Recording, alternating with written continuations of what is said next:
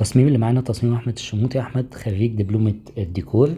الغير المهندسين أحمد دراسته الأساسية شريعة وقانون أزهر. طيب احنا بنحلل التصميم هنا لأسباب كتير قوي. أول حاجة إن احنا نعرف المشاكل اللي موجودة عندنا تصميميا وندي تقييم عام للتصميم ونتعلم احنا كمصممين بنفكر ازاي واحنا بنعمل ديزاين، ونشوف هل التصميم ده حقق الوظيفة وحقق الشكل الجمالي طبقا للستايل أو الطراز اللي احنا حاطينه ليه ولا لا. فخلينا نبدأ. دي أول حاجة احنا عايزين نبص على ال 3 دي بتاعنا أو ثلاثي الأبعاد بتاعنا. التصميم بتاعنا المفروض ان هو معمول على الطراز الاسكندنافي او سكندنافيان. وخلينا نبص على الصورة التانية عشان نفهم الزوايا والأركان بتاعة المشروع. ده طبعا الشوت اللي مبين لي التلفزيون اللي قدام السرير. طبعا اليونت اللي تحت اللي هنا دي هي اليونت اللي كانت موجودة عندنا من الزاوية التانية عشان الناس بس تتخيل معانا. وهنا ده الباب بتاع مدخل الغرفة. وهنلاقي هنا عندنا طبعا الزاوية اللي مبينة الشباك الجانبي والوحدة بتاعة الدولاب او الدولاب اللي فيه مكتبة. طيب خلينا نبص على الشوت كمان. ودي اخر زاوية معانا او اخر كورنر معانا في الديزاين او في التصميم بتاعنا. خلينا نخش بقى في التقسيمة بتاعة المشروع ونبدأ نحكي ازاي احنا فكرنا كحركة او كمساحات، وازاي احمد حل المشكلات اللي موجودة او اللي ممكن تقابله في التصميم او في الديزاين بتاعنا. خلينا نبص. طيب اول حاجه عندنا احنا بنعملها ولازم نركز عليها هي المود بورد. المود بورد هي لوحه الافكار بتاعتنا اللي بتدينا الافكار اللي هننفذ منها التصميم. طيب اول حاجه كده لو جينا بصينا يعني بصفه مبدئيه واضح ان المود بورد بسيطه شويه، فمحتاجين ان احنا نعدل في ديزاين المود بورد نفسها كفكره او كبرزنتيشن احنا ممكن ان احنا نقدم بيه. يعني منظر المود بورد مبدئيا هي بسيطه شويه، هي محققه طبعا الوظيفه بتاعتها ولكن مش مدياني الطابع الاحترافي بتاعت المود بورد اللي انا المفروض ان انا شغال عليها. طيب او اشتغل عليها. طيب اول حاجه احنا عندنا واضح ان هو مديني، هو قايل لي التصميم للطراز الاسكندنافي مكتوبه قدامي، ومديني بعض الامثله للستايل او الطراز الاسكندنافي بحيث ان احنا يبقى عندنا ربط فكري واحنا بنتفرج على الصور اللي جايه او على التصميم اللي هو عامله. هو منتقي اشكال طبقا ليه. هنلاقي طبعا بيتميز الطراز الاسكندنافي عندنا بان هو بسيط وهو تبع مدرسه التبسيط بتاعتنا. فخلينا نخش على اللي بعده.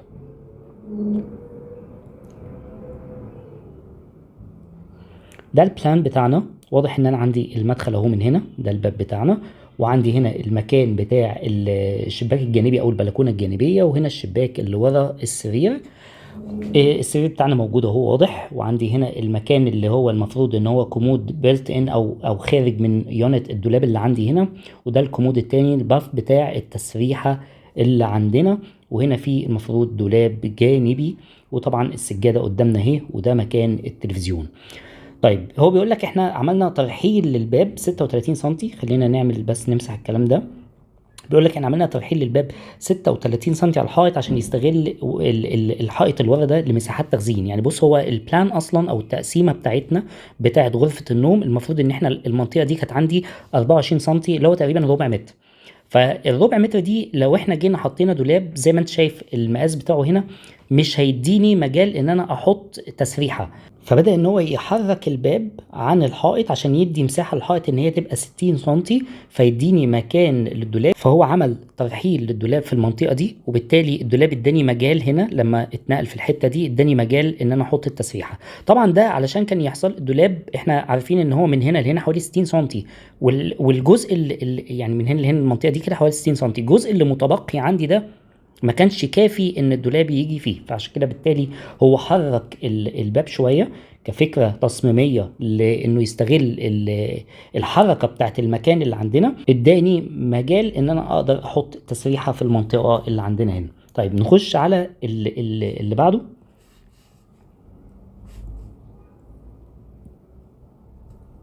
هنا دي اساس المود بورد، وهي توضيح العناصر اللي احنا هنستخدمها في التصميم بتاعنا. العميل لما بيجي يبص على البلان بتاعنا، البلان واضح جدا ان هو حاطط فيه سرير لكن شكل السرير مش واضح، فبالتالي انا لازم اعرفك شكل السرير بتاعك ده هيكون عامل ازاي. بالتالي هو قال لك ده شكل السرير اللي هنعمله، هيبقى سرير منجد. الماتيريال اللي احنا بنستخدمها اللون بتاعها الطاوله اللي جنب السرير اللي هي تعتبر بمثابه الكومود بتاعنا، الباف او كرسي التسريحه، وقال لك الخامات بتاعته جنبه. وبعد كده جه هنا قال لك الجزء ده اللي هو علاقه الدولاب مع التسريحه هتبقى عامله ازاي. شايف دي علاقه الدولاب مع التسريحه، فهو هنا بيبين لي العلاقه بتاعه المنطقه دي كلها. وخد بالك اللي هو حاطه ده مش بالضروره ينفذه في الديزاين او في 3 دي زي ما هو بالظبط، ممكن يطرق عليه بعض التعديلات، لان هنا دي صور بتبقى جاهزه، هو بيجيب فكره بس يحكي بيها الفكر التصميمي اللي في دماغه عشان يقرب مع العميل الافكار بتاعته. طبعا ده شكل الدولاب بتاعنا هيبقى مخفي بالطريقه دي عشان يديني بساطه في التصميم. ودي الماتيريالز بتاعه الارضيه او الخامات بتاعه الارضيه. وعندي المقعد الخشبي اللي هو اللي قدام السرير هنا، ده الستايل اللي هو عايز يشتغل بيه.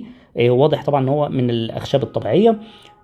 وعندي طبعا شكل السجاده اللي هتكون عندنا والارفف الجانبيه اللي هو مدعم بيها الدولاب بتاعه. هنشوف الكلام ده تاني، هنرجع له تاني. وده باب البلكونه. خلينا نرجع لشكل الارفف الجانبيه دي.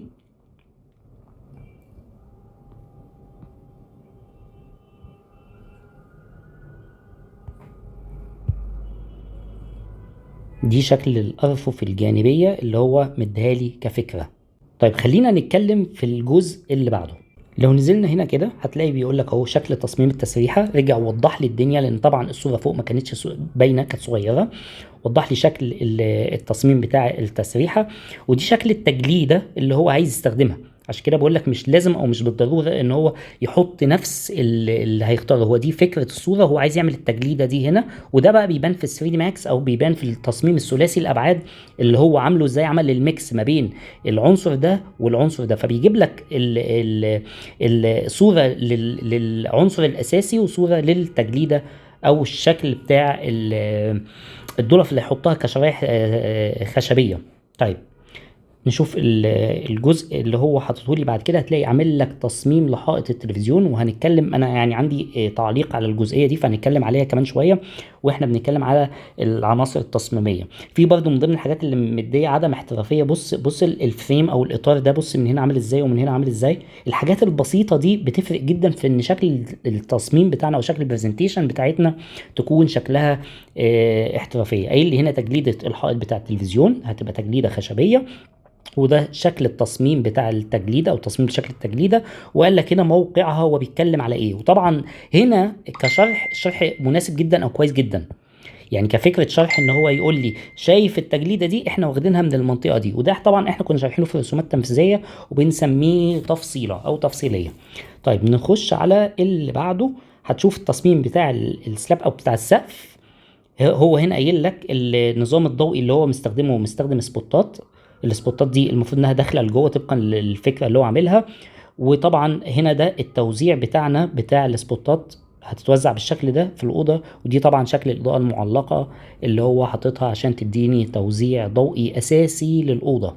طيب هنرجع نتكلم بقى تاني واحنا شايفين الستايل. بص كده دي شكل السبوتس اللي هو كان مستخدمها، ودي شكل واليونت المعلقه، وحده الاضاءه المعلقه، ودي شكل التسريحه وعلاقتها مع الدولاب. وهو عامل لها التجليده اللي اتكلمنا عليها اهو، التجليده للسترابس الخشبيه. ودي شكل المقعد اللي قدام السرير، وده طبعا السرير بالتنجيد بتاعه باللون الجري اللي احنا اتكلمنا عليه. ولو جيت بصيت وركزت كده هتلاقي البف عندنا هنا، وهبين لك شوط تاني يوضح لك الشكل العام. خلينا طبعا السايد تيبل او الترابيزه الجانبيه اللي هي اللي محطوطه اللي تعتبر كانها كومود دي احنا برضو اتكلمنا عليها. فخلينا نشوف شوط تاني يوضح لنا الدنيا. دي علاقة الكومود الجانبي اللي هو يعتبر داخل جوه الجزء ده اللي هو جزء الدولاب. وطبعا عندي هنا واضح المكتبة اللي هو عاملها عشان يستغل المساحة. وادي السجادة اللي هو اتكلم عليها. وطبعا الستارة عندنا اللي موجودة كماتيريال هنتكلم عليها لانها فيها تريكة كده، يعني ما هي مش صح تصميميا، فعايزين نبص كده عليها. بصوا كده، شايف دي غلطة كده، يعني الستارة فوق الكومود، يعني لو ركزت قوي هتلاقي الكومود داخل جوه في الستارة. فطبعا دي غلطة في التصميم او في الشغل بتاع 3 دي ماكس، فدي مش صح قوي. فيعني خلينا شوية كده ونقعد نتكلم على الاخطاء والعيوب والمميزات والكلام ده كله. طيب نرجع تاني. نشوف اول ملاحظة تصميمية. اول ملاحظة تصميمية عندي وجود السرير في منطقة الشباك اللي هنا. وجود السرير في المنطقة دي مشكلة كبيرة جدا، واحنا بنتكلم عن كده دايما في المحاضرات بتاعتنا، ودايما برضو بنقول ان احنا مفيش تصميم مثالي 100%. يعني اللي انا هقوله ده ما يعتبرش نقد للتصميم قوي، لان هو عنده قواعد هو ملتزم بيها وبيدي اولويات. فلو جينا مثلا اتكلمنا المفروض السرير ده يتحط، واللي شاف الفيديو او الكام فيديو اللي انا نزلته قبل الفيديو ده هيلاقيني كنت بناقش في التصميم حاجه شبه كده، وبقول ان المفروض ان السرير يتحط حرف ال مع الباب. يعني كان المفروض السرير بدل ما هو هنا المفروض هيبقى هنا، ولكن طبعا ما اقدرش احطه هنا لان عندي هنا باب بتاع مدخل بلكونه او حاجه، فما اقدرش ان انا احط السرير هنا. فبالتالي بقولاشي القاعده دي وببدا ان انا افكر في الثلاث اضلع الباقيين عندي. يبقى الضلع ده كده ادي اول مقترح مش هينفع احط عنده السرير. طيب الضلع الثاني بيقول لي ان انا احط السرير هنا، وفي الحاله دي السرير هيبقى مزنوق جدا في الجزئيه دي. طيب المقترح اللي بعد كده او الثالث ان انا احط السرير هنا، وفي الاخر لو انا حطيت السرير هنا هيقفل لي مسار الحركه، مش هقدر اتحرك. طيب الحل الاخير هو ان هو يحط السرير هنا. طب ليه اصلا عندنا مشكله ان السرير يبقى محطوط كده؟ اول حاجه نفسيا ده بيكون كاشف، او في هنا كشف مباشر للسرير. يعني لو الباب اتفتح او حاجه وحد نايم بيبقى فيه كشف مباشر للي معدي في طرقه او حاجه للسرير. برضو اتفرج على الفيديو اللي انا اتكلمت فيه على كده، هتلاقي الفيديو اللي قبل ده او اللي قبل اللي قبله. دي اول حاجه. واللي اهم عندي من كده وجود الشباك هنا هيضطرني عشان اقدر ان انا افتح شباك لازم اطلع على السرير عشان افتحه.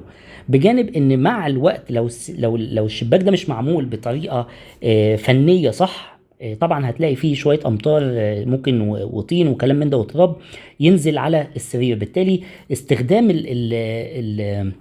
الشباك في الحاله دي مش هيبقى افضل شيء. دي حاجه هو مش خطأ عنده، دي حاجه تصميميه احنا بنتكلم عليها. ممكن تديني حلول تانية، انت ممكن تديني حلول تانية او افكار تانية، ولكن صدقني هتلاقي نفسك في حاجات تانية وقعت منك. يعني ده شيء طبيعي جدا في الديزاين او في التصميم. احنا بنحاول نوصل لاقصى درجه ممكنه من الاستفاده من الديزاين اللي قدامنا. ادي اول حاجه. طيب خلينا نتكلم كده. اول حاجه استغلال مسارات الحركه. هل انا هنا اقدر ان انا ادخل؟ طبعا اقدر ان انا ادخل او امشي في الحته دي عشان اتوجه او اوصل لهنا، او استخدم الدولاب بتاعي اللي موجود هنا. اقدر ان انا اتوجه هنا، اقدر ان انا اتوجه هنا لان المسافه دي مناسبه جدا. بس ما تنساش ان هو هنا حاطط وحده او حاطط يونت هي مش باينه عندنا هنا، لان هنا هو جايب لي البلان ده عشان يقول لي بس انه عمل ترحيل. طيب اقدر ان انا اتحرك هنا، اقدر ان انا اتحرك هنا. اذا السيركليشن او عمليه الحركه عندي كويسه جدا. فاحنا اول حاجه عندنا كده السيركليشن هنديها بالنسبه لي انا 10/10. نخش على الحاجه الثانيه، تحقيق الطراز الاسكندنافي. هو محقق الطراز الاسكندنافي عنده في التصميم بتاعه، وطبعا واضح جدا ان هو تابع لمدرسه التبسيط. فاحنا بالنسبه للستايل انا اقدر اديله تقييم على الطراز ان هو 10/10. ده كستايل. طيب تحقيق الوظيفه في الحاله دي لازم نبص على البلان او على المسقط الافقي بتاعنا عشان نشوف احنا حققنا الوظيفه التصميميه ولا لا، ولو حققناها بقدر كام في الميه. اول حاجه عناصر الحركه عندي، فانا بالنسبه لي هي ممتازه، فاحنا اديناها خلاص 10/10. تاني حاجه عندي تناسق الالوان، وانا في الحاله دي انا شايف ان هو الالوان متناسقه جدا. استخدام الالوان عندنا في الطراز الاسكندنافي ما بيبقاش الوان قويه او الوان غنيه، عكس لو انت اشتغلت حاجه مودرن تقليديه هتلاقي ان انا ممكن استخدم الوان اكتر من كده شويه. فانا بالنسبه لي تناسق الالوان طبقا لعلاقتها بدوائر الالوان او علاقتها باسس التلوين، فاحنا هنتكلم في 10/10 برضو. طيب بالنسبة للتوزيع الضوئي دي بقى خلينا نبص فيها على السقف ونشوف هو موزع الإضاءة ازاي. لو جيت ركزت عندي هنا هتلاقي ان الجزء ده بينور لي المنطقة دي، والجزء ده بينور لي المنطقة دي، والجزء ده بينور لي المنطقة اللي هنا، الجزء ده بينور لي المنطقة اللي هنا، والجزء ده بينور لي المنطقة اللي هنا، والجزء ده بينور لي المنطقة اللي هنا. وهو مراعي جدا انه يعمل شيفتنج طبعا للإضاءة ان هو يبعدها كده علشان عندي هنا في دولاب، فما تنساش الموضوع ده. ولذلك احنا بنوزع الاضاءه طبقا للفرش، عشان كده هو كمان جايب لي بلان الفرش معانا عشان اقدر ان انا اقارن فيه. وهنا حاطط لي طبعا وحده الاضاءه المعلقه دي، وحده الاضاءه اللي هنا هتلاقي الاضاءه بتاعتها مش حاده او مش قويه قوي، علشان طبعا ما تاذيش العين. وهو مش حاططها فوق السرير مباشره، هو حاططها بعيد عن العين او عن اللي ممكن يكون نايم هنا، علشان ده ما يأذيش عينه. فتوزيع الإضاءة عندي بالنسبة لي برضو ممتاز جدا، فهنديله 10/10. هنخش على اللي بعده، توزيع الأثاث والمفروشات. أنا شايف إن هو حط جميع عناصر التصميم اللي كانت مطلوبة منه، وقدر إن هو يستغل المساحة بتاعة الأوضة استغلال جيد جدا. فبرضو بالنسبة عندي لتوزيع الفرش أو الأساس، فاحنا هنديله 10/10. طيب هنيجي للنقطة اللي بعد كده اللي هي الاكسسوارز. الاكسسوارز احنا عندنا بقى فيها مشكلة، اللي احنا اتكلمنا عليها، اللي هي الجزء ده، استخدام الستارة هنا مثلا مع الكومود دي عندي فيها غلطة، وفي عندي غلطة تانية كده. بصوا كده معايا،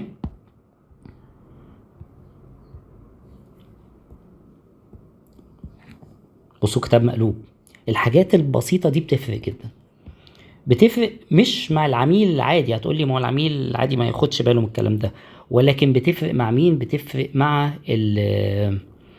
الشركات لما تشوف الكلام ده بتفهم ان انت عندك شوية كده حاجات مش بتركز فيها، فاهمني؟ طيب بص كده معايا، اللغة اللي هنا، بص كلمة ايدج دي مقلوبة، معمول لها ميرور، فدي طبعا دي مشكلة تانية. يعني خد بالك من الحاجات دي. فاحنا هنتكلم في الاكسسوارز والحاجات دي، ان انت عندك شوية حاجات فيها محتاجة انها يتركز فيها. هي مش خطأ تصميمي على قد ما هي محتاجة ان هو يركز فيها شوية. المسافات اللي هنا دي مثلا، انا عندي المسافة اللي هنا دي صح جدا، لان مفيش دولاب هيبقى لازق في السقف بالظبط، فالمسافات اللي كده بتبقى مظبوطه، مفيش عندي مشاكل فيها. فاحنا بالنسبه للجزء بتاع الاكسسوارز والتركيز على التفاصيل والكلام ده، فاحنا هنديله فيها 7/10. طيب الحاجه اللي بعد كده، نسب عناصر التصميم وعلاقتها ببعض. انا وجهه نظري ان انا شايف القطعه دي، خلينا بس نشاور عليها كده. القطعه دي انا حاسسها كمقاس كبيرة شوية. قد يكون ده بسبب الشوت، ان هو متاخد قريب شوية من الكاميرا او حاجة، بس انا حاسس انها كسكيل هي مقاسها كبير شوية، حاسسها ضخمة على علاقة التصميم ببعضه. يعني انا بتكلم على علاقة عناصر التصميم، المنظر العام للتصميم. يعني مثلا تخيل ان انا جيت قلت لك مثلا ان التابلو ده هيبقى قد كده، هتقول لي لا يعني لازق قوي في المكان بتاع التسريحه ولازق في الستاره، فهو نسبته كده بالنسبه للمكان اللي هو فيه هو صح. انا بقى شايف ان دي كبيره شويه، فمعلش احنا هنا نقول 9/10 في علاقه عناصر التصميم مع بعضها. طيب قبل ما اخش للنقطه الجايه، انا عايز بس الفت نظركم لحاجه. بصوا الشوت هنا متاخد، والشباك عليه الستاره شيفون او الستاره اللي هي بتكون مدخله نسبه الضوء اللي عندي، والبلاك اوت مش مقفوله خلاص. فخلينا نبص كده. بص ده كده سبب ايه هنا عندي في الشوط بتاعي. طبعا دي مش غلطه خالص، انا بس بلفت نظركم ان التلفزيون في وضع زي كده من ضمن عيوبه او عيوب موقعه ان هو يكون في وشه شباك، ان مركز الرؤيه هيبقى بالنهار فيه مشاكل كبيره قوي. فطبعا لازم يكون محطوط عندي بلاك اوت، فدي برضو من الحاجات الصح جدا اللي هو عملها، ان انا اقدر ان انا اقفل بلاك اوت في حاله زي كده. وعايزك تاخد بالك بقى من نقطه مهمه جدا، وهي الرف اللي موجود هنا. الرف اللي موجود هنا ده بالنسبه لي مهم جدا، لانه بمثابه عامل امان عشان اللي داخل ما يخبطش في التلفزيون. فالرف لازم يكون في الحاله دي مرفرف عن التلفزيون عشان اللي داخل من الاوضه ما يخبطش فيه. طبعا كل الحاجات دي مهمه جدا الديزاينر او المصمم ان هو يراعيها او ياخد باله منها. بصوا كده الرف بتاعي بارز ازاي عن التلفزيون. طبعا دي يعني تفصيله مهمه جدا لازم الديزاينر يراعيها او ياخد باله منها. طبعا احنا عشان نطلع بقى مقاس الرف محتاجين نروح للوحه التنفيذيه بتاعه المشروع ونشوف مقاس الرف قد ايه. هتلاقي ان الرف بتاعنا اهو في المنطقه دي كده اهي مشار اليها ان هو 20 سنتي 0.2 متر، اللي هو 20 سنتي. فطبعا ده انا شايف ان هو مناسب جدا جدا جدا. وزي ما انا بقول لك هو هنا عامل، بص الرفرفه اللي هنا دي، ادي التلفزيون اهو حدوده هنا، وهنا ده الرف بتاعنا، بالتالي هو حامي التلفزيون من ان هو حد يخبطه بشكل مباشر وهو داخل، او بيدخل حاجه او شايل حاجه او كده. لو جيت بصيت هنا هتلاقي ان هو مديني طبعا الواجهات بتاعتي، واجهة المشروع ده طبعا البلان بتاعنا. هو قايل لي ان هو باصص كده مره، وباصص كده مره، وكده مره، وكده مره. فعندي A و B و C و D. فخلينا نشوف اللي تحت عندي دي، هتلاقيها اللي هي A موضحها لي اهي، طبعا ده طبقا للرسومات التنفيذيه بتاعتنا. فبيقول لي ان A دي اللي هو بالنسبه له هو دلوقتي السايد اللي هو ده، هو باصص الناحيه دي كده، وبيقول لي هو هيشوف ايه لما يبص هنا. طبعا هيشوف عندنا الباب ده، وهيشوف الجزء ده والجزء ده. فخلينا ننزل تحت ونشوف هل ده اتحقق ولا لا. بالفعل هو شايف اهو جزء الدولاب اللي هنا، والجزء اللي هنا، والشباك او الباب اللي هنا. طبعا حاطط لي الارتفاعات، الدنيا عندي واضحه، بحيث ان انا اقدر اعرف فرق سقوط السقف قد ايه عن الدواليب بتاعتي والكلام ده كله. طيب خلينا نخش على الجزئيه اللي تحت.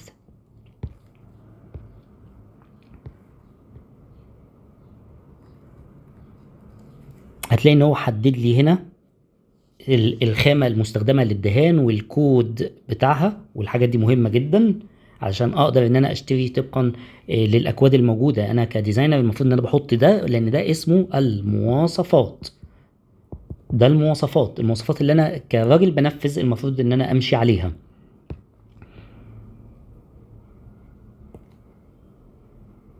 الجزء ده اللي انا قلت ان انا عندي فيه تحفظ شوية، وهو علاقة الشكل الدائري بالتلفزيون. الحقيقة ان الجزء ده تصميميا يعني بيبرز التلفزيون ويوضحه. يعني كوني عملت شكل دائري وقدامه شكل مربع، المربع اكيد بيخالف الشكل الدائري، فبالتالي هو موضح لي شكل التلفزيون. ولكن النسبة دي او العلاقة دي انا مش، بالنسبة لي مش مريحة. ما اقدرش احسبها غلطة، بس هي مش مريحة كنسبة بالنسبة لي. يعني انا شايف يا اما الشكل الدائري يكون اصغر من كده شويه، فادي تركيز اكتر على ان التلفزيون بارز مثلا من الدوائر دي، ماليش دعوه بالرف، ما بتكلمش على الرف دلوقتي. يا اما ان الدايره اكبر من التلفزيون، فهو بيحتوي التلفزيون داخله.